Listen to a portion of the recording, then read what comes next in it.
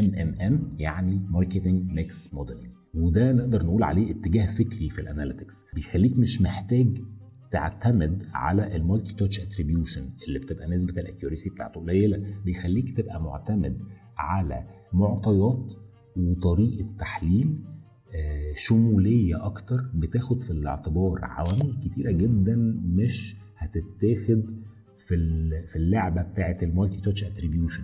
كده لو انت واصل لدرجة انك بتعمل ماركتنج ميكس موديلنج، انت اكيد هتبقى بتعمل مالتي تاتش اتريبيوشن، وهتبقى بتستخدم ده في حاجات وهتبقى بتستخدم ده في حاجات. بس الدفة بتاعة البراند، بتاعة الماركتنج بتاع البراند، البوصلة بتاعة الدايركشن اللي المفروض نمشي فيه، اللي يوصلها لك اكتر او اللي يوصلك ليها اكتر هو الماركتنج ميكس موديلنج، لان هي تقدر تقول عليها استراتيجيك اناليسيز بتحصل وهي واخدة في الاعتبار بمعنى كل الزوايا والمعطيات اللي ممكن تكون حصلت في البراند ده كله، وبناء عليها بنقدر نبريدكت ايه اكتر العوامل المؤثرة على المترك اللي احنا محتاجين نعمل عليها الاناليسيس دي، وبناء عليها نعرف نطور نتائجنا في المترك دي.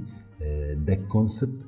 تطبيقه ازاي؟ برضو دي تكنولوجي غالية، تطبيقها ينفع تستخدم فيها سوفت وير يعملها لك، تبقى بتديله كل الداتا اللي عندك وبناء عليها هو يعمل لك الاناليسيس دي. السوفت وير مش مهم دلوقتي، تشات جي بي تي يقدر يعمل لك كل اللي انت محتاجه في الجزء بتاع الماركتنج ميكس موديلنج. بس المشكله فين؟ المشكله في الانفراستراكشر بتاعت الداتا، هي دي مربط الفرس. انت مش هتبقى مؤسس الانفراستراكشر دي بطريقه صح، فده هيخليك تروح لتشات جي بي تي تلاقيه بيعرف يعمل اللي انت محتاجه، بس انت اللي مش جاهز. وعشان تروح تبقى جاهز محتاج فترة طويلة ومجهود كبير عشان الداتا سيت بتاعتك تبقى مظبوطة، فتعرف تعمل الاستراتيجيك اناليسيس دي بطريقة مظبوطة، فتوجه الماركتنج بتاع شركتك في الدايركشن المظبوط.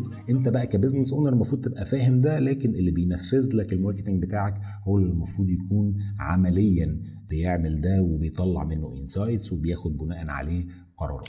وتنويه برضو لازم نقوله، كلمة ماركتنج ميكس ملهاش أي علاقة بالفور بيز بالفور سيز بالحاجات اللي انت بتسمعها، كلها حاجات ملهاش علاقة باللي احنا نقصده في الماركتنج ميكس اللي موجود في نوع الاناليسيس ده حاجة تانية خالص.